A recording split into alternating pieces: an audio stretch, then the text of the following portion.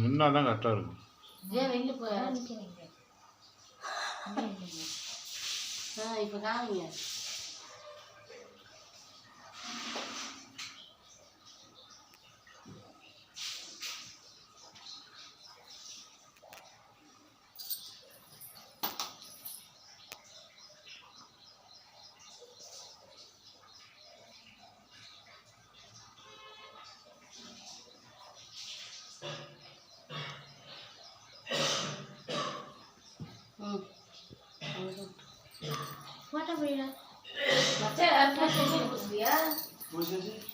பூசி விட்டீங்களா?